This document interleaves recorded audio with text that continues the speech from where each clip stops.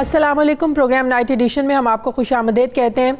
नाज़रीन, corona cases में अमवात में इजाफा और कोरोना के ख़तरात ये सब अपनी जगह, लेकिन अगर अमलन बात की जाए तो मुल्क भर से जो लॉकडाउन है ये ख़त्म हो चुका है। सुप्रीम कोर्ट ने आज कोरोना से मुतालिक आज खुद नोटिस की समाअत की। समाअत के दौरान NDMA की जानिब से 123 सफ़ात पर मुश्तमिल रिपोर्ट भी पेश की गई, जिसमें बताया गया कि वज़ीर-ए-आज़म ने इदारे के लिए 25 अरब 30 करोड़ रुपये मुख्तस किए, जबकि वज़ारत सेहत की जानिब से 50 अरब रुपये मुख्तस हुए जो ताहल जारी नहीं हुए।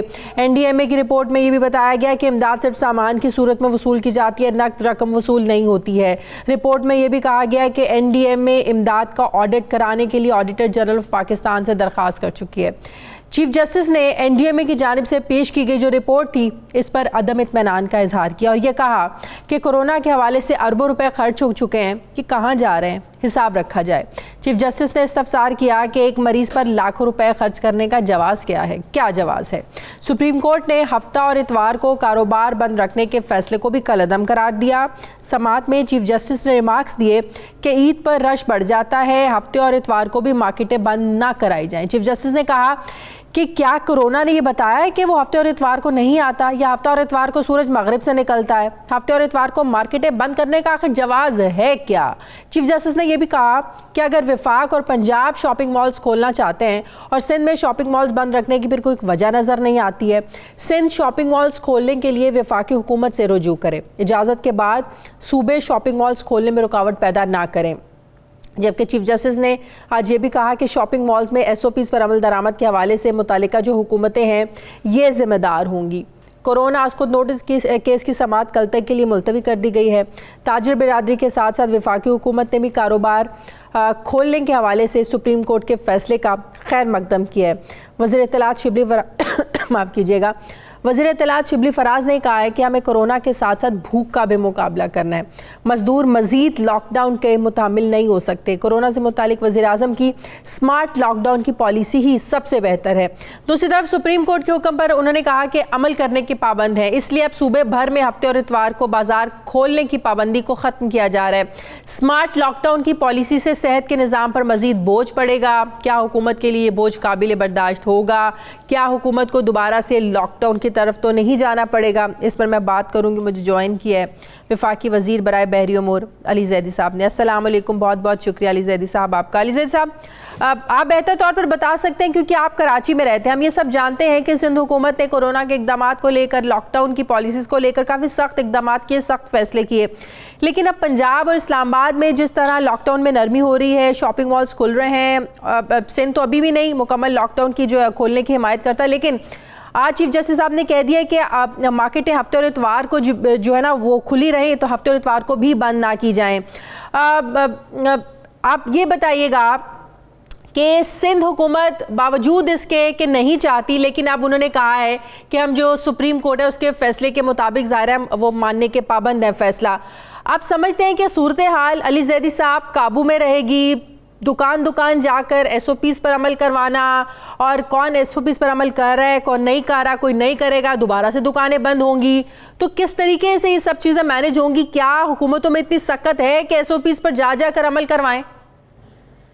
शाजिया, पहले तो अस्सलाम वालेकुम, और दूसरा मेरी condolences, please accept my condolences. मुझे पता नहीं था आपकी वालदा का, और मेरे ख्याल में उसके बाद मैं आज शो कर रहा हूँ, तो अल्लाह ताला उनको जन्नतुल फिरदौस में जगह दे। जहाँ तक आपने सवाल पूछा है सिंध हुकूमत का, तो मेरा तो ये नहीं ख्याल कि सिंध हुकूमत को कभी भी कुछ पता था कि वो क्या कर रहे हैं। सिर्फ उनको उस वक्त पता होता है कि वो क्या कर रहे हैं जब उन्होंने कोई दो नंबरी करनी होती है, करप्शन करनी होती है, कोई नेपोटिज्म करनी होती है।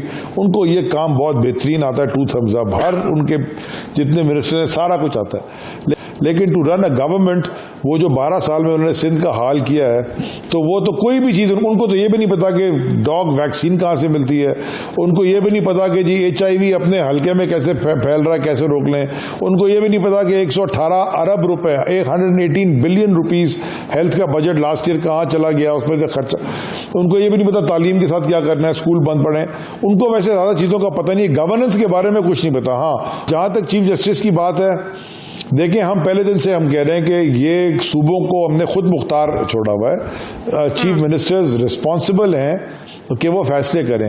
हम अगर कमेंट करते हैं और क्रिटिकल होते हैं, और ख़ास तौर पे मैं जब कराची का, क्योंकि मैं कराची में रहने वाला हूँ, मुझे कराची की डायनामिक्स का पता है, मैं कराची में पला बड़ा हूँ, वहीं सियासत की है, वहीं इलेक्शन किया है। और जो कराची के अंदर डायनामिक्स है उसको मिनी पाकिस्तान इसलिए कहते हैं कि कराची के अंदर एक डिफेंस और क्लिफ्टन की अलग डायनामिक्स है, और कच्ची आबादियों की, औरंगी टाउन की या कोरंगी की या चनेसर गोट की, ये दूसरे जो इलाके हैं इनकी अलग डायनामिक्स है। सो डायनामिक्स को देख के फिर फैसले करने चाहिए थे। जो लॉकडाउन की हम कह रहे थे, लॉकडाउन नजर आ कहाँ रहा था? सिर्फ डिफेंस और क्लिफ्टन में, और वो अफोर्ड कर सकते हैं लॉकडाउन, क्योंकि वो थोड़ा हाई इनकम ब्रैकेट में आते हैं। जो बेचारे लोग डेली वेजेस और जो लोग दिहाड़ी वाले लोग और जो मजदूर का तबका, कोरंगी टाउन, यहाँ पर लॉकडाउन था ही नहीं क्या? एहसास के जो सेंटर्स में मैं गया था, जो मैं कराची में था, तो मैं कुछ 6 सेंटर्स मैंने विजिट किए। तो एहसास के सेंटर्स तो इन्हीं इलाकों में थे ना। मैं एहसास के सेंटर में जो कोरंगी में गया या औरंगी में गया या कटी पहाड़ी पे गया या नाज़माबाद में गया। नाज़माबाद तो चलो बड़ा अच्छा इलाका है, लेकिन जिन जिन इलाकों में गया उनके आगे पीछे देखें शाजिया, वहाँ ख़ास तौर पे वहाँ की तो गलियों में बिजनेस एज यूजुअल था। मैंने वहाँ तो लोग घर में एक कमरे में अगर 7 आदमी रह रहे हैं, आप क्या एक्सपेक्ट करती हैं कि वो लॉकडाउन में घर में बैठ जाएंगे? वो आप किस बीमारी में उनको खुदा ना खासा डाल देंगे? बैलेंस करना था हमें कोरोना के बीच में और भूख के बीच में, या बीमारी से मरने से भी बचाना है और भूख से मरने से भी बचाना है। बैलेंस करके चलना था। और ये दुनिया भर की, वर्ल्ड बैंक की, ये सारी इंटरनेशनल एजेंसी, सारों की रिपोर्टें अब आ गई हैं और वो यही कहती हैं कि जनाब ये इस तरह थर्ड वर्ल्ड कंट्रीज के अंदर lockdown is disastrous than anything else. तो वो जो वेस्ट की कंट्रीज हैं जहां पे हेल्थ केयर सिस्टम आपका मतलब इंफ्रास्ट्रक्चर, वहां का कोई कंपैरेटिव एनालिसिस आप कर ही नहीं सकते पाकिस्तान से। वो एक अलग लेवल के ऊपर उनकी हेल्थ केयर। लॉकडाउन खोलने से अगर केसेस बढ़ते हैं तो फिर तो आपका हेल्थ सिस्टम बिल्कुल ही कोलैप्स कर जाएगा ना। अगर बिल्कुल अब आपने लोगों को खुला छोड़ दिया, कैसे फिर आप लोग इस सारी सिचुएशन को मैनेज करेंगे? अगर इस लॉकडाउन में नरमी के बाद मुकम्मल हर तरह की सनत, हर तरह की दुकान खोलने के बाद आप लोग क्या एक्सपेक्ट कर रहे हैं? केसेस खत्म हो जाएंगे, केसेस रुक जाएंगे? केसेस तो बढ़ेंगे, ये तो डॉक्टर्स बड़े अरसे से वार्न कर रहे हैं। इसीलिए स्मार्ट लॉकडाउन या की जो बात की ना, let me give you a clear idea. मैं आपको एक मिसाल देता हूँ स्मार्ट लॉकडाउन की अपनी वजारत से। मेरी वजारत के अंदर एक जैसे पोर्ट्स हैं और शिपिंग है, तो एक फिशिंग भी है। 18वीं तरमीम के बाद 12 नॉटिकल माइल तक सूबाई टेरिटरी है, 12 नॉटिकल के माइल पूरी कॉन्टिनेंटल शेल्फ तक आपकी वो डीप सी फिशिंग जिसे कहते हैं, मरीन फिशिंग, वो फेडरल के अंदर आता है, वो मेरी वजारत के अंदर आता है। तो वो उनका एक सीजन है जो कि जून 5-10 तारीख तक मानसून तक खत्म हो जाता है। अब 40-50 हज़ार माहीगीर जो कि उनको टेस्ट करके अगर आप समंदर में भेज दें, वो अपनी रोजी रोटी कमा लें और उनके घर वाले सारे उसी के इसके ऊपर चाल चलाते हैं। अगर आप उनको लॉकडाउन में, उनको समंदर के बीच में तो नहीं कोरोना लगने लगा। वो अगर 5-7 आदमी 10 आदमी किश्ती में जाते हैं और उनकी आपने अगर टेस्टिंग करके उनको भेज दिया, तो हमने वो अलाउ कर दिया। हमने कहा कि सिंध गवर्नमेंट की SOPs फॉलो करे, कोस्ट गार्ड और PMSA जो पाकिस्तान मैरीटाइम सिक्योरिटी एजेंसी है, वो उनको अलाउ करे, उनको डीप सी फिशिंग जाने के लिए अलाउ कर दे। यह स्मार्ट लॉकडाउन। लेकिन अगर मैं सारों को उनको बंद कर देता। अच्छा, एक और सवाल। NDMA ने आज सुप्रीम कोर्ट में रिपोर्ट जमा करवाई इमदाद के हवाले से। उन्होंने कहा है कि वज़ीर आज़म ने इदारे के लिए 25 अरब 30 करोड़ रुपए मुख्तस किए। एशियन डेवलपमेंट की जानिब से, डेवलपमेंट बैंक की जानिब से NDMA को 8 अरब, चीनी हुकूमत की जानिब से 64 करोड़ की ग्रांट दी गई। चीफ जस्टिस साहब ने सवाल उठाया कि पैसे जा कर रहे हैं, लगते हुए तो नज़र नहीं आ रहे। हम खुद भी अपनी भी बात करें तो आप देखें सरकारी अस्पतालों से जो रिपोर्ट सामने आती हैं, जो लोग हाल बताते हैं, वहाँ का तो कोई हाल ही नहीं है। तो आप लोगों की हुकूमत जितनी इमदाद आई है सारे पेंडेमिक में, इसका ऑडिट कराएगी? आपको याद है ना 2010 के सैलाब के बारे में, अब तक आप लोग भी इल्ज़ामात लगाते हैं शहबाज शरीफ साहब की हुकूमत पर कि इतने पैसे आए और वो खा गए। तो आप लोग अब इस इमदाद का ऑडिट करवाएंगे? 100% कराएंगे, इसमें कोई सोचने की बात ही नहीं है। जिसको करना कर ले, कोई ऑडिट से हमको डर है ही नहीं। मैं तो अपने इदारों में करवा रहा हूँ, आपको पता है आजकल बड़ी वो ऑडिट कराता हूँ तो बड़े रफल हो जाती हैं बड़ी सारी चीज़ें। मैं तो ऑडिट में 100% बिलीव करता हूँ। Third party audit, third party valuations हर फाइनेंशियल ट्रांजैक्शन जहाँ भी होते हैं उसकी होनी चाहिए, वरना तो आपको फ्री फॉर ऑल हो जाएगा। जहाँ तक बात की है आपने कि हेल्थ हॉस्पिटल, ये सूबाई सब्जेक्ट है। 18th अमेंडमेंट के बाद ये प्रोविंशियल सब्जेक्ट्स हैं, और जो हाल सिंध के अंदर है अस्पतालों का, अल्लाह माफ़ करे कि मैं तो आपको शाजिया ये रमज़ान ख़त्म हो जाए इंशाल्लाह दावत दूंगा, आप आइए मेरे साथ ज़रा एक दिन टूर कीजिए सिंध का। अपनी मर्जी के आप अपनी मर्जी के डिस्ट्रिक्ट्स बता दीजिएगा, हम आपको वहां ले जाएंगे। अपनी मर्जी की इंडिपेंडेंट। हाल पंजाब में भी अच्छा नहीं है सरकारी अस्पतालों का, तो मैं यही तो कह रहा हूं आपसे। मैं आपसे यहाँ, अगर पंजाब में हाल नहीं है, केपीके का हाल क्यों बेहतर है? थोड़ा सा हमको टाइम मिला वहां 5 साल, ये 30 साल से हुकूमत में बैठे हुए हैं, तो ये हमारी जिम्मेदारी, हम तो ठीक करने के लिए बैठे, हम तो रिफॉर्मर्स हैं, हमें तो इनहेरिट किए ये चीजें। शाजिया 12 साल consecutive government in one province. बहुत शुक्रिया वफाकी वजीर बराए बहरी उमूर अली ज़ैदी साहब मेरे साथ थे। नाज़रीन, मुझे प्रोग्राम में एक ब्रेक लेनी है, वापस आते हैं एक छोटे से वक्फे के बाद।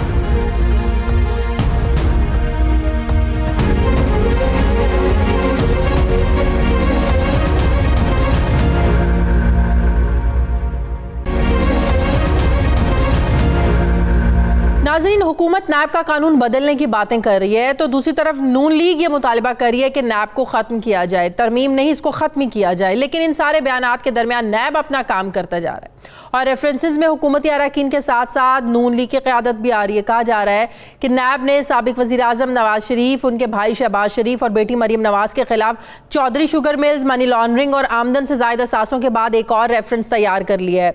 ज़राए का दावा है कि नैब लाहौर ने शरीफ ख़ानदान के खिलाफ जाती उमरा की रिहाइशगाह के लिए रायविंड में सैकड़ों एकड़ ज़मीन गैर कानूनी तौर पर हासिल करने के हवाले से तहकीकात शुरू कर दी हैं, जबकि शरीफ ख़ानदान के खिलाफ नया रेफरेंस जो है ये 7 अरब रुपए से मुतालिक है, जिसे नैब के एग्जीक्यूटिव बोर्ड के इजलास में आइंदा हफ्ते पेश किया जाएगा, जहां चेयरमैन नैब इसे एहतसाब अदालत में दायर करने की मंजूरी देंगे। दूसरी तरफ इस्लामाबाद की एहतसाब अदालत ने तोशाखाना रेफरेंस में साबिक सदर आसिफ अली जरदारी, साबिक वजीर आजम यूसुफ रजा गिलानी के साथ साथ नवाज शरीफ को भी 29 मई को तलब किया है।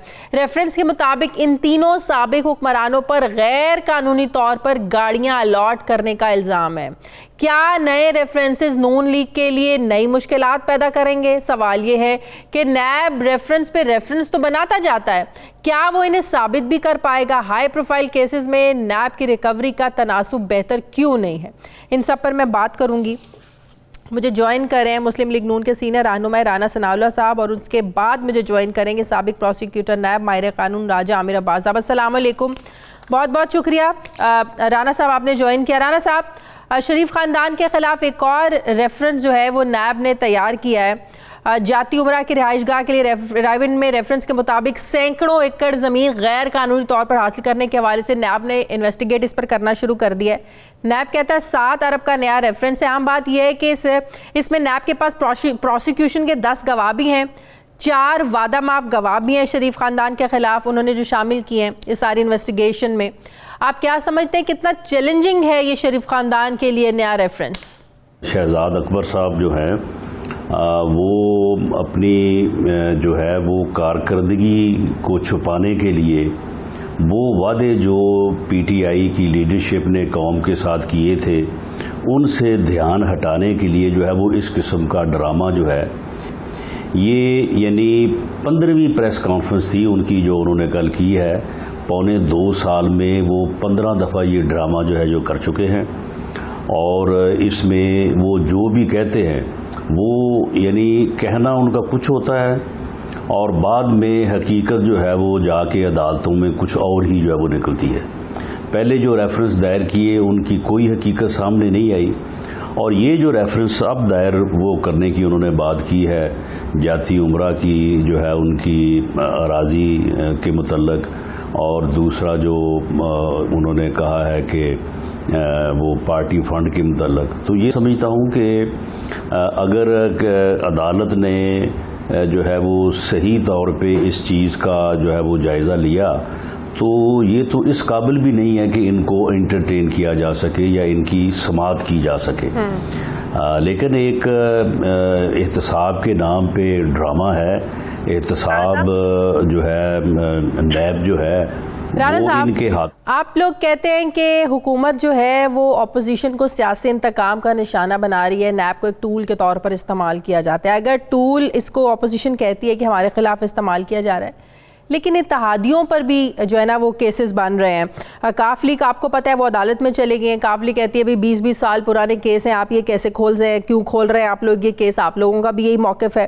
तो अब आप लोग क्या समझते हैं कि उनसे भी कोई सियासी इंतकाम लिया जा रहा है, आप लोगों से भी सियासी इंतकाम लिया जा रहा है? अगर उनके साथ किया जा रहा है तो क्या ये एक बैलेंसिंग एक्ट है जो करने की कोशिश कर रही है ताकि हुकूमत पर सवालात ना उठे कि सिर्फ अपोजिशन को है जो वो निशाना बनाया जा रहा है?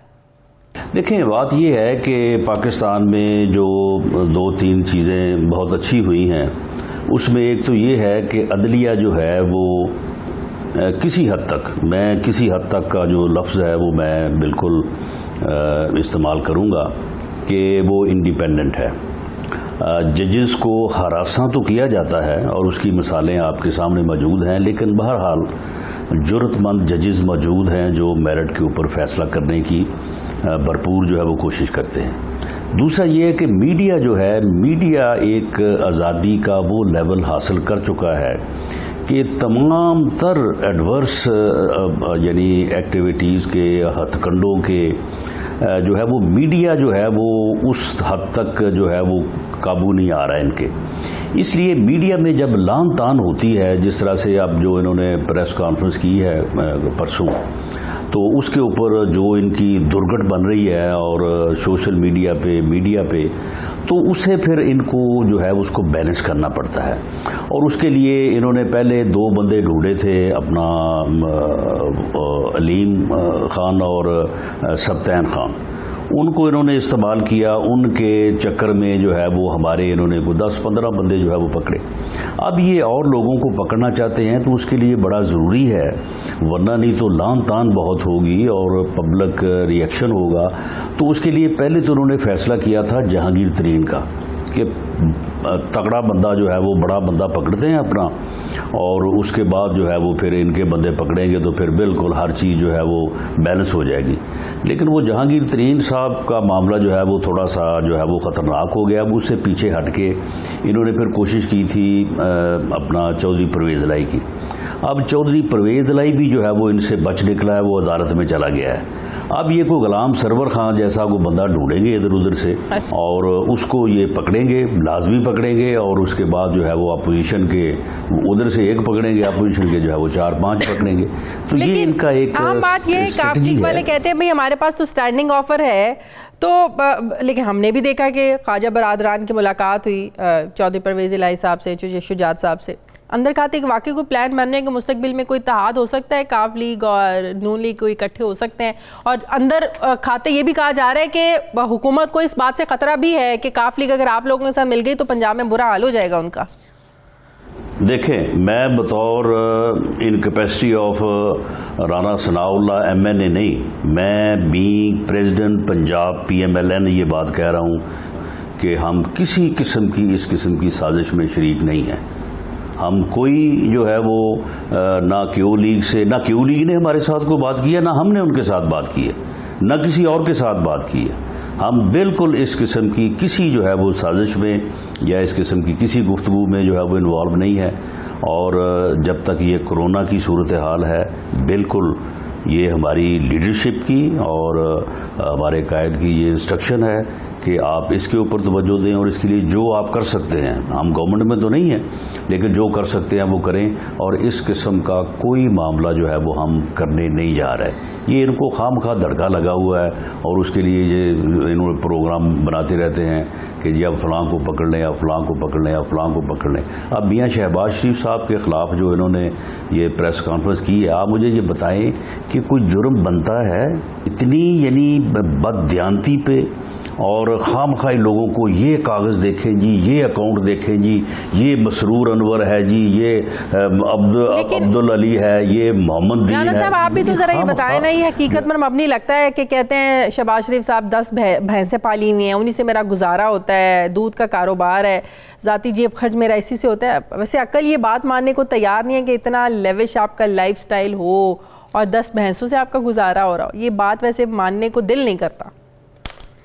नहीं, देखे मुझे आप ये बताएं कि शरीफ फैमिली के ऊपर आप जो भी आप एलिगेशंस लगाएं, लेकिन जो 1971 में हैवी इंडस्ट्री के मालिक थे, मैं फैसलाबाद का रहने वाला हूं, 1971 में जिस बंदे की 4 पावर लूमें थी आज उसकी 4 मिलें हैं, और 1971 में जो लोग हैवी इंडस्ट्री के मालिक थे, करोड़ों रुपए टैक्स देते थे, उनके मतलब ये कहा जाए कि जी आपने ये मकान कहाँ से खरीद लिया, ये आपने फ्लैट कहाँ से खरीद लिया, ये उनके कारोबार को जो है वो कभी इधर को घुमाते हैं, कभी उधर को घुमाते हैं, उनको जो है वो गुमराह करने की कोशिश करते हैं। लेकिन ये चीज़ें जो है ये कब तक चलेंगी?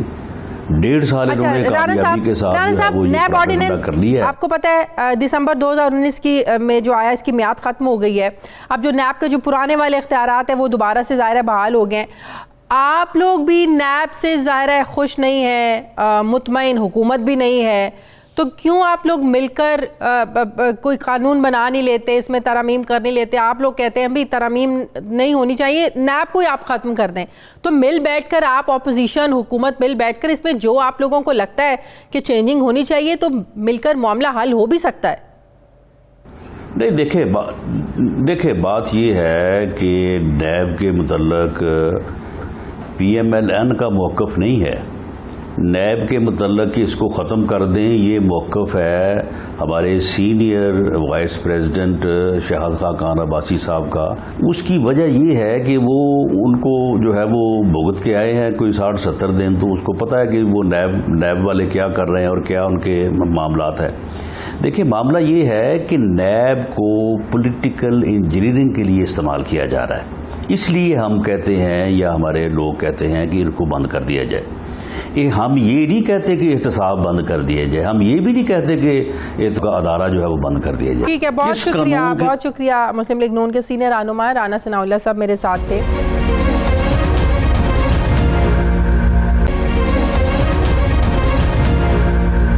अब मुझे ज्वाइन किया है राजा आमिर अब्बास, साबिक प्रोसिक्यूटर नैब, माहिर कानून। अस्सलाम वालेकुम, बहुत शुक्रिया राजा आमिर अब्बास साहब। आमिर अब्बास साहब, आजकल फिर से एक बार ये सवालात उठना शुरू हो गए हैं कि नैब जो है, हम देखते हैं बड़े हाई प्रोफाइल केसेस पर हाथ डालता है, उनको पकड़ता है, गिरफ्तारियां होती हैं, 2-2, 4-4, 6-6 महीने उनको अंदर रखते हैं, इन्वेस्टिगेशन होती है, निकलता कुछ नहीं है। अब एक बार फिर से धूम मची हुई है कि नैब ने शहबाज शरीफ साहब, नवाज शरीफ साहब और उनके खिलाफ उनकी जो जाती उमरा की जो ज़मीन है उस पर जो गैर कानूनी तौर पर हासिल करने पर एक नया रेफरेंस जो है ना वो तैयार कर लिया है। तो ये नैब कर की कारकर्दगी पर एक बहुत बड़ा सवाल नहीं है कि आप इतने बड़े बड़े लोगों को पकड़ तो लेते हैं, साबित आप कुछ नहीं कर पाते। इतनी बड़ी मिसालें हैं, आप देख लें मुस्लिम लीग नून के, पाकिस्तान पीपल्स पार्टी के बड़े बड़े नाम हैं। जी शाजिया, हाँ, ये सवाल की जो अब लेवल है ना, ये सवाल से बहुत ऊपर बढ़ा चला गया है कि ये अब सिर्फ सवालिया निशान नहीं रहा, ये एक ऐसा वहां पे एक एलिमेंट बन गया है कि इस कौम में जो एक आज से 2 या 3 साल कबल एक उम्मीद की किरण आई थी कि शायद अकाउंटेबिलिटी अक्रॉस द बोर्ड और बड़े लोगों की भी होगी, जिसमें पावरफुल लोगों की भी होगी, तो नैब ने ना सिर्फ उसको एक धब्बा लगा दिया है, एक सवालिया निशान लगा दिया है, बल्कि एक मजाक बना के रख दिया है कि अब अवाम इस मुल्क की जब ये सुनती है कि अगर जरदारी के खिलाफ, शहबाज शरीफ के खिलाफ या किसी भी शख्स के खिलाफ कोई नया रेफरेंस बन गया है, तो वो यही समझते हैं कि ये एक ऑप्टिक्स की हद तक हुआ है। नैब जो अपनी तनख्वाहें अरबों खरबों रुपए के ले रहा है उसे जस्टिफिकेशन के लिए देख रहा है, और हम देखते हैं कि जी एक प्रेस कॉन्फ्रेंस दोबारा हो जाती है और प्रेस कॉन्फ्रेंस में शवाहिद टीवी पे आ जाते हैं। ये शवाहिद मैं एज ए प्रोसिक्यूटर या एक 30 साल के तजर्बे के बाद इतना जरूर समझता हूं कि ये वो एविडेंस है कि अगर इसे प्रॉपरली इन्वेस्टिगेट करके प्रोसिक्यूट करके अदालत में भेजा जाए तो कोई वजह नहीं कि इन मुल्ज़िमान को किसी किस्म की भी छूट मिले। लेकिन अनफॉर्चुनेटली नैब इन्हें अदालत अदालत में उस शक्ल में, उस पोजीशन में लेके नहीं जाता। शहबाज शरीफ साहब का बस एक ये बना देते हैं कि जनाब एहतसाब क्या, आपने सिर्फ शहबाज शरीफ या इस किस्म की चीजों के साथ रफीक, या अगर आप देख लें कि जिजरदारी, इसके अलावा कोई एहतसाब नहीं होना जरूरी है। जब आप किसी पर केस बनाते हैं तो आप ये चीज कौन तय करेगा? जब बहुत बड़े बड़े इल्ज़ाम लगाते हैं, जिस पर इल्ज़ाम लगता है, फॉर एग्जांपल नवाज शरीफ साहब पर इल्ज़ाम लगाते हैं, वो कहते हैं भी हमारा काम नहीं, आपने इल्ज़ाम लगाया, आप साबित करें। नैब कहता नहीं, आप पर इल्ज़ाम है, आप साबित करेंगे आपने चीज़ कैसे खरीदी, कहाँ से खरीदी। ये चीज़ें तय करने की ज़रूरत है। नैब कवानीन में तरमीम की जो बात हो रही है, इन चीज़ों को डिस्कस करने की, फोकस करने की ज़रूरत है। अभी तो कोई ना सबूत देने को तैयार है, ना कोई ढूंढने को तैयार है। देखिए शाजिया, बात यह है कि नैब में तरमीम मुझे तो नजर नहीं आता किसी भी तरीके से मुमकिन हो, क्योंकि अपोजिशन चाहेगी कि ऐसी तरमीम की जाए कि नैब को एक बिल्कुल खत्म और टूथलेस अदारा बना दिया जाए, और हुकूमत शायद इतनी सीरियस ही नहीं कि कोई इस किस्म की तरमीम की जाए। अब बात यह है कि जो मौजूदा कानून है उसमें ये चीज बड़ी क्लियर है। ये जो बात कर दी जाती है आके कि जनाब हमें किसी ने पैसे दिए, हमने इस्तेमाल कर लिए, तो इसमें क्या हर्ज है, ये ऐसे नहीं है। जब आप पब्लिक ऑफिस होल्डर हैं, अगर आप 3 दफा के वजीर आला हैं, अगर आप वजीर आजम रह चुके हैं, तो फिर अगर आपके पास पैसा आता है तो नैब का सेक्शन 14 है, वो ये बड़ा क्लियरली कहता है कि आपने बताना है कि ये इसकी जस्टिफाइबल सोर्स क्या है, ये आपके एसेट्स जो बने हैं ये कहां से बने हैं। तो ये कानून ना सिर्फ नैब में क्लियर है, दुनिया भर में ये कवानीन, इंग्लैंड में मौजूद है कि जी अनडिक्लेयर्ड वेल्थ ऑर्डर अभी 2018-19 में आया, उसमें वो कहते हैं कि पब्लिक ऑफिस होल्डर बताएगा कि उसके पास अरबों खरबों कहां से आए हैं। लेकिन हमारे यहां नैब वो पूछने के लिए तैयार ही नहीं कि एक रेफरेंस अदालत में पड़ा रहता है। यही शहबाज शरीफ की जमानतें हो गई, यही शहबाज शरीफ वो जो कॉन्विक्ट मियां नवाज शरीफ हैं उन्हें लेके गए, उनके गारंटर बने। नैब ने इनसे ये नहीं पूछा कि बताइए आप हमारा मुल्जिम लेके गए थे, आपने उसे वापस लाना था, आपने एक वो बॉन्ड भरा था। आप अदालत में नैब जाती है और कहती कि शहबाज शरीफ से पूछा जाए कहां है मियां नवाज शरीफ। तो बात वही है कि नैब ने एक ऑप्टिक्स करना है। कभी उसने कहना है कि जैसे शेख रशीद कहता है कि जनाब अभी इसके बाद ईद के बाद तो पता नहीं टार्जन बन जाएगी, ना नैब ने टार्जन बनना है, ना यहाँ पे किसी किस्म के झाड़ू चलने हैं। नैब ने इसी अंदाज में अकाउंटेबिलिटी के प्रोसेस को बीट करना है। डायरेक्शन कहें, जो ऑपोजिशन तो कहती है ना एज ए टूल यूज कर रही है गवर्नमेंट। बात यह है कि नैब की कमजोरी भी है, नैब के अंदर कैपेसिटी का भी इश्यू है, और सबसे बड़ी बात होती है एक विल की। सबसे बड़ी बात होती है कि अगर आपने एहतसाब करना है तो फिर आप ये नहीं कहते हवाओं का रुख बदलेगा। अगर आपने एहतसाब करना है तो आप मीडिया पे नहीं आते, आप उस शख्स को अरेस्ट करते हैं, आप अपना केस मजबूत करते हैं। अगर आपने एहतसाब करना होता है तो फिर बात यह है कि वो ये जो तरीकाकार है नैब की तरफ से, ये कतन हम अब हर कोई जान चुका है कि ये एक मजाक की हद तक ये नैब का सारा सिस्टम बन चुका है। आप इन सियासतदानों से हट जाइए। एहतसाब अगर आपने करना है तो वो किधर है, IPPs किधर हैं, वो इतने बड़े स्कैंडल्स जो अभी मौजूदा आ रहे हैं उसमें नैब ने आंखें क्यों बंद की हुई हैं, क्यों नजर नहीं आ रहा इसको गंदम का, चीनी का और IPPs के इतने बड़े बड़े स्कैम्स, ये कार्टेल्स, ये माफियाज। एक चीज मैं समझना चाह रही हूँ, मैं एक सवाल पूछना चाह रही हूँ। अभी जो तोशाखाना रेफरेंस इसमें जरदारी साहब को, गिलानी साहब को, नवाज शरीफ साहब को 29 मई को तलब किया हुआ है। ज़रा ये बताइएगा, जब आपको सरकारी सतह पर कोई तोहफे मिलते हैं, बाहर से गाड़ियाँ मिलती हैं और बड़े बड़े तोहफे मिलते हैं, इस कानून क्या कहता है कि आप इसको ले सकते हैं, पूरी कीमत पर ले सकते हैं? क्योंकि इन पे तो रेफरेंस लिए बने ना कि सस्ते दामों ले ली, इतनी महंगी महंगी लग्जरी गाड़ियां उन्होंने बड़े सस्ते दामों ले ली। कानून क्या कहता है, आप ले सकते हैं, पूरी कीमत पर ले सकते हैं या ले ही नहीं सकते? देखिए, तोशाखाना का जो केस है वो एक तरीके से बड़ा मजबूत केस है कि उसमें एक दफा तो ये पब्लिक ऑफिस होल्डर ही नहीं थे, और फिर जो पैसा जिन्होंने जमा कराया, एक तो उसकी जो कीमत है, लागत है, वो बहुत कम कस्टम के उसमें हुई, और फिर अनफॉर्चुनेटली वो जो कस्टम के पैसा पे हुआ, वो जो टैक्सेशन की मद में टैक्सेस पे हुए, वो भी इन्हीं जाली अकाउंट्स में से पैसा आता और इन्हीं से वो जाके पेमेंट हुई गाड़ियों की। तो ये ऐसे केसेस हैं कि जो कि काफी strong open and shut cases हैं। तो इन केसेस को फिर नैब ने सिर्फ अगर टीवी पे करना है या बुला लेना है, इसमें अब बुलाने की कोई इतनी बड़ी रॉकेट साइंस नहीं है। सिंपली ये 2 या 4 रोज का केस है जिसको महीनों सालों ये ड्रैग करते हैं और अनफॉर्चुनेटली अदालतों में वो फिर 2-2, 3-3, 4-4 साल चलता है, एविडेंस खत्म हो जाता है। अच्छा, अगर ये पूरी कीमतों पर लेते हैं, रकम अदा करते हैं, तो ये रेफरेंस ना बनता। सवाल मेरा ये है कि ले सकते हैं, पूरी कीमत आपको अदा करना होती है?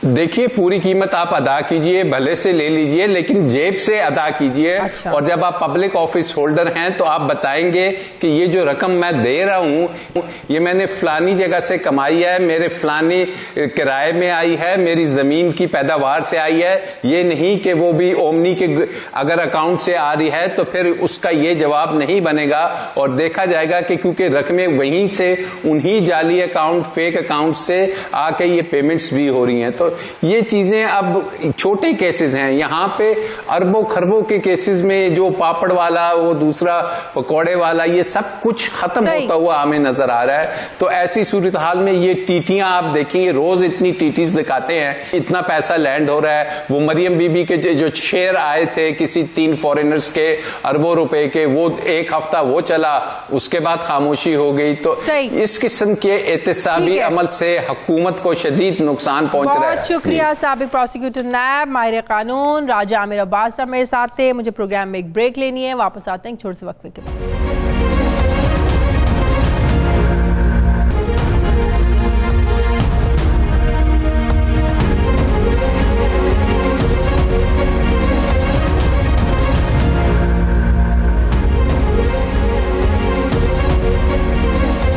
नाजरीन, ज़रा ये दावा कर रहे हैं कि वज़ीर-ए-आज़म की हिदायत पर एविएशन डिवीज़न ने 3 एयरपोर्ट्स आउटसोर्स करने का प्लान जो है ये बना लिया है। वज़ीर-ए-आज़म ने दिसंबर 2019 में बोर्ड ऑफ इन्वेस्टमेंट को हिदायत की थी कि एयरपोर्ट्स आउटसोर्सिंग को कामयाब बनाने के लिए सरमायाकारों को पुरकशिश मराहत फराहमी का जो है ना वो जायज़ा लिया जाए। वज़ीर-ए-आज़म ने मुआविन ख़ुसूसी बराए समंदर पार पाकिस्तानी जुल्फ़ी बुखारी को ये हिदायत की थी कि अमीर कतर से बात की जाए, क्योंकि कतर पाकिस्तानी एयरपोर्ट्स हासिल करने में खासी दिलचस्पी रखता है। ज़राए से मिलने वाली दस्तावेज़ात के मुताबिक जॉइंट वर्किंग ग्रुप की सिफारिशात की रोशनी में पहले मरहले में सिर्फ इस्लामाबाद एयरपोर्ट आउटसोर्स करने का फैसला किया गया है। इसके बाद फिर सरमायाकारों की दिलचस्पी देखने के बाद जिन्ना इंटरनेशनल एयरपोर्ट कराची और अल्लामा इकबाल इंटरनेशनल एयरपोर्ट लाहौर को बेहतर कीमत पर आउटसोर्स किया जाएगा। आपको हम ये भी बताएं कि फरवरी 2017 और जुलाई 2017 में पाकिस्तान मुस्लिम लीग नून की हुकूमत ने तीनों बड़े एयरपोर्ट्स को आउटसोर्स करने के लिए बड़ी कोशिशें की थी, जिसमें एयरपोर्ट का ऑपरेशन भी शामिल था। उस वक्त 35 से ज़ायद कंपनियों ने दरखास्तें भी जमा करवाई थी, मगर सॉवरेन गारंटी की सहूलत ना होने की वजह से सरमायाकार पीछे हट गए थे।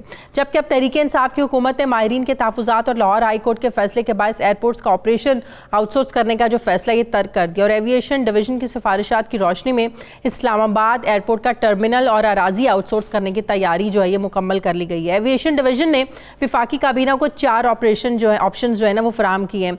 मास्टर रिटेलर्स और एडवर्टाइज के लिए 13.75 अरब रुपए 10 साला रिजर्व प्राइस का तखमीना लगाया गया। इसी तरह इस्लामाबाद एयरपोर्ट की अराजी 50 साल के लिए लीज पर देने से कम 16.82 अरब रुपए का रेवेन्यू हासिल हो सकता है। एविएशन डिवीजन ने दूसरे मरहले में कराची और लाहौर एयरपोर्ट आउटसोर्स कर जो है ना वो किया जाएगा। पेपर रूल्स के तहत बिडिंग होगी, लाइसेंस याफ्ता कंपनी बोली में शरीक हो सकेगी। एविएशन डिवीजन की समरी पर विफाकी काबीना कल फैसला करेगी। ब्यूरो चीफ इस्लामाबाद सुहेल भट्टी ने मुझे ज्वाइन किया। बहुत शुक्रिया सुहेल भट्टी आपका। सुहेल भट्टी, जब आउटसोर्स की बात करें तो जहन में एकदम से निजकारी का भी जो है ना वो जहन में आता है कि कहीं ये प्राइवेटाइज तो नहीं होने जा रहा। तो ज़रा ये बता दें हमारे नाजरीन को, आउटसोर्स और निजकारी में इसमें फ़र्क है ना, और इनकी कानूनी हैसियत क्या है जो हम आउटसोर्स करने जा रहे हैं? देखिए, ये निजकारी बिल्कुल नहीं की जा रही, ये आउटसोर्स किया जाएगा। आसान लफ्ज़ों के अंदर इस्लामाबाद एयरपोर्ट को पहले मरले में ठेके पर देने का फ़ैसला किया गया। जब किसी वफाकी हुकूमत की किसी असासे को अगर प्राइवेटाइज़ कर दिया जाता है तो फिर वो असासा एक मखसूस कंपनी की मलकियत हो जाती है। यहाँ पर मामला जो इस्लामाबाद एयरपोर्ट या दीगर जो हमारे बड़े एयरपोर्ट्स हैं, बिलखसूस Jinnah international airport, Allama Iqbal international airport, जब मुस्तकबिल में इनको आउटसोर्स किया जाएगा तो इनकी मलकियत वफाकी हुकूमत की ही रहेगी। सालाना बुनियादों के ऊपर हुकूमत उनसे एक रेवेन्यू हासिल करेगी, उसके अंदर मुद्दत का मुतय्यन होगी। जैसा कि नाइट एडिशन को मसूल होने वाली दस्तावेज़ के मुताबिक ये सिलसिला काफ़ी सालों से शुरू था। 2017 में बिलखसूस इसमें काफ़ी कोशिशें की गई लेकिन कोई कामयाबी नहीं मिल सकी थी। फिर वज़ीर-ए-आज़म इमरान खान ने ये इनिशिएटिव लिया कि पाकिस्तान के अंदर उस सेहत को फ़रोग देना चाहते थे। प्राइम मिनिस्टर इमरान खान ये समझते हैं कि एयरपोर्ट के ऊपर बेहतर सहूलियात दस्तयाब होनी चाहिए और उसके साथ साथ पाकिस्तान के बड़े एयरपोर्ट्स के ऊपर खतीर रेवेन्यू कमाने की पोटेंशियल मौजूद है, लेकिन सिविल एविएशन अथॉरिटी ये पोटेंशियल अवेल नहीं कर पा रही, रेवेन्यू उस तरह से जनरेट नहीं हो पा रहा। लिहाजा ये फैसला हुआ कि इंटरनेशनल इन्वेस्टर्स को मराद दी जाएं और उन मराद की रोशनी में वो जो कंपनीज को बिडिंग के जरिए से विन करेगी वो 10 साल के लिए इस इस्लामाबाद एयरपोर्ट को उसको मेंटेन करेगी। वहाँ पर ड्यूटी फ्री शॉप्स, वहाँ पर दीगर फैसिलिटीज़, दीगर सर्विसेज, कमर्शियल एक्टिविटीज़ सारी उस कंपनी के जिम्मे होगी। इस्लामाबाद इंटरनेशनल एयरपोर्ट की बात करें, उसकी रिजर्व प्राइस भी फिक्स कर दी गई है एविएशन डिवीज़न की जानिब से, जिसके अंदर तमाम रेलेवेंट स्टेक होल्डर की मशावरत भी शामिल है, जो कि 13.75 करोड़ पे है। इसके अलावा जो इस्लामाबाद एयरपोर्ट की अराजी है उसे भी लीज पर देने की असूली तौर पर फैसला किया जा चुका है, वहां से भी अरबों रुपए का रेवेन्यू हासिल होगा। एविएशन डिवीजन ने ये समरी वफाकी काबीना को अरसाल की है, जो कल वफाकी काबीना के इजलास में पेश की जाएगी और वहां वफाकी काबीना को सारा कंपैरिजन बताया जाएगा कि यहां पर इस्लामाबाद इंटरनेशनल एयरपोर्ट पर कितना पोटेंशियल मौजूद है। कतर के अलावा और ममालिक भी दिलचस्पी रखते हैं इसमें, या सिर्फ कतर ही पहले मरहले में इसमें आउटसोर्स करेंगे कतर कोई? देखिए, अगर हम 2017 की बात करें तो मुख्तलिफ 35 गैर मुल्की कंपनियों ने इसके अंदर दिलचस्पी का इजहार किया था, लेकिन उस वक्त इस्लामाबाद एयरपोर्ट या दीगर एयरपोर्ट का ऑपरेशन भी आउटसोर्स करने का उसमें उस टेंडर डॉक्यूमेंट्स का हिस्सा था। लेकिन बहुत से माहिरीन ने सिक्योरिटी पॉइंट ऑफ व्यू से खदशात का इजहार किया था और उसके बाद लाहौर हाई कोर्ट में इस मामले को चैलेंज किया गया था, जिसके बाद अब पाकिस्तान तहरीक इंसाफ की हुकूमत ने एयरपोर्ट का ऑपरेशन अपने पास ही रखने का फैसला किया है और एयरपोर्ट के ऊपर जो दीगर कमर्शियल एक्टिविटीज़ हैं, दीगर सर्विसेज हैं, उनको सिर्फ आउटसोर्स किया जाएगा। और इस हवाले से अगर हम देखें तो कतर इस हवाले से बहुत ज़्यादा इंटरेस्ट शो कर चुका है पहले ही, और कतरी हुकाम की ये कोशिश थी कि पाकिस्तान के तीनों बड़े एयरपोर्ट्स, जिसके अंदर इस्लामाबाद इंटरनेशनल एयरपोर्ट शामिल है, जिसके अंदर जिना इंटरनेशनल एयरपोर्ट शामिल है, जिसके अंदर इलामा इकबाल इंटरनेशनल एयरपोर्ट शामिल है, वो तीनों एयरपोर्ट का ऑपरेशन भी हासिल करना चाहते थे। उन्होंने आउट ऑफ द वे कोशिश की। इवन कतरी हुकाम ने प्राइम मिनिस्टर इमरान खान से ये मामला टेकअप किया था कि आप तीनों एयरपोर्ट्स G2G बेसिस, इनके गवर्नमेंट टू गवर्नमेंट बेसिस के ऊपर हमारे हैंड ओवर करें। लेकिन जो फाइनल प्रपोजल सामने आया है उसके अंदर वो ऑप्शन रिफ्लेक्ट नहीं हो पा रही। अगरचे कल वफाकी काबीना से मंजूरी भी ली जाएगी, इसकी समरी पेश की जाएगी, फिर वफाकी काबीना कल मंजूरी देगी। जी बिल्कुल, क्योंकि दिसंबर 2019 में प्राइम मिनिस्टर ने बोर्ड ऑफ इन्वेस्टमेंट को ये हिदायत की थी कि आप जो इन्वेस्टर्स हैं उनको कुछ मजीद उनके लिए मराद का तयन करें और ऐसा तरीक़ेकार वज़ा करें जिसके नतीजे में ये जो आउटसोर्सिंग का प्लान है सक्सेसफुली एग्जीक्यूट हो सके। तो अब वो प्लान, हतमी प्लान तैयार हो चुका है, जिसकी दस्तावेज नाइट एडिशन को एक्सक्लूसिवली मसूल हुई हैं और कल वहां पर 4 ऑप्शंस पेश किए जाएंगे वफाकी काबीना के सामने, जाके प्राइम मिनिस्टर इमरान खान का जो विजन है कि पाकिस्तान के अंदर इंटरनेशनल जो टूरिस्ट है उनको अट्रैक्ट किया जाए और जो लोग यहाँ पर आए वो पाकिस्तान का एक बेहतर इमेज लेके जाएं। जितने टूरिस्ट आते हैं सबसे पहले कंट्री का जो इमेज होता है, जो फर्स्ट इंप्रेशन होता है, वो एयरपोर्ट पे उनको एयरपोर्ट के ऊपर मिलता है। बहुत शुक्रिया सुहेल आपका। नाज़रीन, हमारे आज के प्रोग्राम का एडिटोरियल। नाज़रीन, पाकिस्तान पीपल्स पार्टी ऑपोजिशन की दूसरी बड़ी सियासी जमात है जो कि 4 बार मुल्क में जब हुकूमत कर चुकी है, जबकि सिंध के अंदर हम देख रहे हैं मुसलसल तीसरी बार उनकी हुकूमत है। 2007 में मोहतरमा बेनज़ीर भुट्टो की शहादत के बाद से पाकिस्तान पीपल्स पार्टी के शरीक चेयरमैन आसिफ अली जरदारी साहब ने पार्टी की कमाल संभाली, सियासी मामलात से मुतालिक वही अहम फैसले करते हैं। गुज़श्ता साल दिसंबर में आसिफ अली जरदारी साहब को नैब से तिब्बी बुनियादों पर ज़मानत मिली, जिसके बाद से वो मंजर आम पर बहुत कम नज़र आए। उससे पहले हम देखते थे कि उनकी बीमारी से मुतालिक अपडेट्स आती रहती थी, फिर अस्पताल से, उनके घर से, खासकर उनकी फैमिली के साथ बड़ी तस्वीरें जो थी वो मीडिया पर सामने आ जाती थी। लेकिन पिछले 2 महीनों से हम देख रहे हैं कि जरदारी साहब की कोई तस्वीर सामने नहीं आई है, कोई फुटेज मीडिया को जारी नहीं की गई है, ना ही वो खुद मंजर आम पर आए हैं। जिससे सोशल मीडिया पर पिछले कुछ हफ्तों से हम देख रहे हैं जरदारी साहब की सेहत से मुतालिक कुछ अच्छी खबरें गर्दिश नहीं कर रही हैं। पाकिस्तान पीपल्स पार्टी के सीनियर रहनुमा फारूक एच नाइक ने ऐसी तमाम खबरों की तरदीद की और कहा है कि जरदारी साहब जो कोरोना की वजह से है, जो वो घर में हैं, उन्हें कई बीमारियां हैं, उन्हें कमर की तकलीफ है, उनके हाथ कामते हैं। हमारी दुआ है कि अल्लाह पाक जरदारी साहब को जल्द अज जल्द जो है वो सेहतियाब करे। लेकिन पाकिस्तान पीपल्स पार्टी को भी चाहिए कि वो पहले की तरह अस्पताल से सही या उनके घर से, खासकर उनके बच्चों के साथ कोई तस्वीर जो है वो मीडिया पर लेकर आएँ, कोई फुटेज मीडिया पर लेकर आएँ, ताकि सोशल मीडिया पर जो गर्दिश करती अफवाहें हैं ये दम तोड़ सके। नहीं तो आने वाले दिनों में ज़्यादा तशवीश लोगों में बढ़ती जाएगी और ये ऐसे सवालात ज़्यादा उठेंगे। और ख़ासकर पाकिस्तान पीपल्स पार्टी के जालों में जो पाई जा रही है इस वक्त बेचैनी, उसको ख़त्म करना भी बहुत ज़्यादा ज़रूरी है। नाज़रीन, ये था हमारा आज का प्रोग्राम के लिए आप हमें फ़ीडबैक ज़रूर दीजिएगा। मेरी आपसे मुलाकात होगी कल। अपना ख्याल रखिएगा। मुझे इजाज़त दीजिए। अल्लाह हाफ़िज़।